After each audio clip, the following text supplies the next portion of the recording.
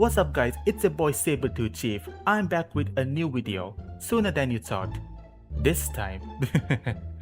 In one of my past videos, I talk about how an Indian female almost broke into my Instagram account, and I said if that video reaches 10 likes, I will give you another story about a scammer who stole the identity of a friend of mine.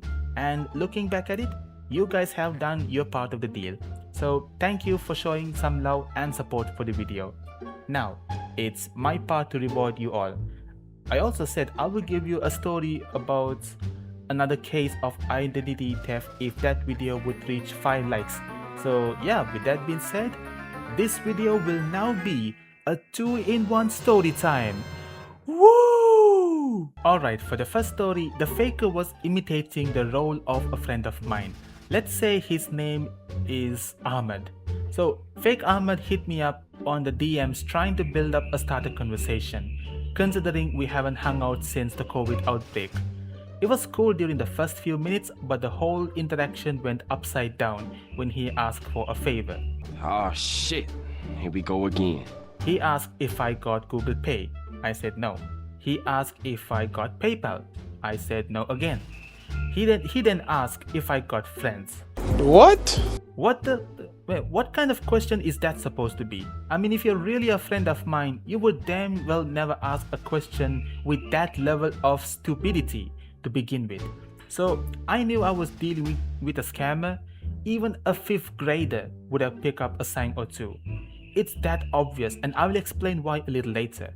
Now, the thing is, I didn't want fake Ahmed to find out I was aware that I was messaging a scammer, but I also damn sure I ain't falling for that nonsense again.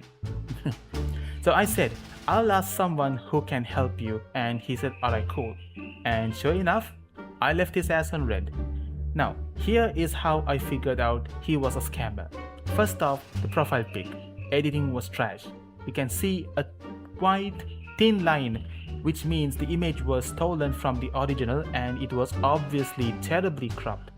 Secondly, the name. It has a difference in spellings and use of symbols, for example, like a full stop or a hashtag. Thirdly, the spelling and grammatical errors from the messages he sent. Last and the most obvious one, asking for a favor. That moment he said Google Pay, you would know what he is and where he is from. Anyways, that was it from my POV. But there is more to this story, because apparently this guy tried the same nonsense with another friend of real Ahmed. By the way, shout out to A.R. Rahman for sending me a screenshot of his chat with fake Ahmed. I mean, not the music director A.R. Rahman. His name is a little similar, so if you know, you know. So yeah, here's the best part, and this is how it goes. How are you? Ado, new account da. I'm good, Alhamdulillah. How are you, brother? Alright, where are you? Colombo only. What's up? I need a help. What? Do you have Google Pay? Off, bro. Try better.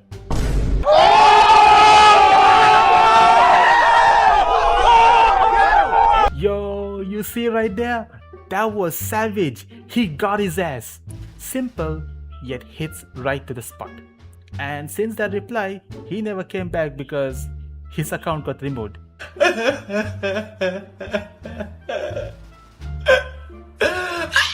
And we never saw him again, which makes it a happy ending.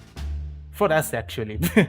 Now, the second story is involved with another friend of mine. Well, I can't think of a different name for her, so let's call her Pokemon Fangirl number 158.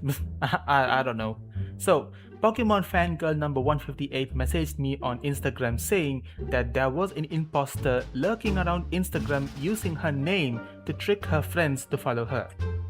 And she wants me to be aware of it. I replied saying, no way, I need to tell my friends about it, and she said, I'm doing that too. But I don't know why I had a feeling that something was afoot. A weird instinct came onto me, like a part of my subconscious asked me to retrace what happened even before the conversation with her started. That's when I realized the account that she was messaging me with looks like a new chat log, because we've known each other for years, if not a decade. Not to mention, I got a follow request from that account about an hour before she messaged me. So before I could do anything rash, I went on to search the name of her profile in the search bar, just in case. And guess what I found? There is 2 of them in the search result with the exact same pic. Now here's the tricky part. Unlike the previous story, the profile pic was well cropped to a perfect circle. The profile name was almost identical. Minor differences from the blind eye view can be seen. For example, let's say a capital letter I can be replaced with a simple letter L, and it looks almost the same kind of. So yeah, I messaged the real Pokemon fangirl number 158 everything that happened in that conversation.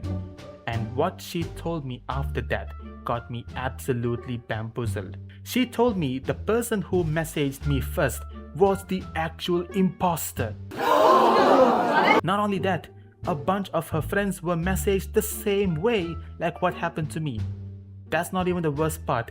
The imposter has downloaded or probably took screenshots of all images from her profile and posted them as its own, so it would be convincing for all the people she messaged to. That was totally messed up. You can see this was well planned from how a lot of thought was given for each step of the way. But here's what's even worse. It's the fact that some of her friends from work actually ended up following the freaking imposter. Oh, hell no! Had I not told her about it, the scandal would have costed the state of her identity and possibly her social life as well. And me letting her know about this evil plan was probably the most responsible thing I've ever done in recent memory. And to finish things off, the real Pokemon fangirl number 158 dropped a story on her Instagram alerting all her friends to report the imposter account, while I personally messaged a few of my friends the same after reporting the imposter account. And sure enough, we never saw that imposter account again because it got removed. So once all was well, she thanked me for notifying this horrendous act. I felt a sense of righteousness because I was probably the only person to alert her on this, and quite honestly, it kind of felt like this. I did it! I saved the world!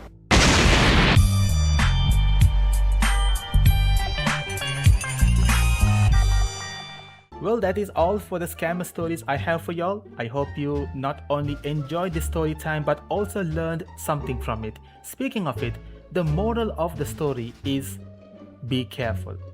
When you got a follower request from a person you don't know or a person who is pretending to be a person you know, that ain't a follower, that's a stalker. Here's another. If you see something like this happening to your friend, don't hesitate to alert him or her. It will save a lot of trouble, more than you can imagine. So that's all for this video. Make sure to like this video, comment and subscribe if you're new. Most importantly, you have to share this video because these imposters are unhinged day after day.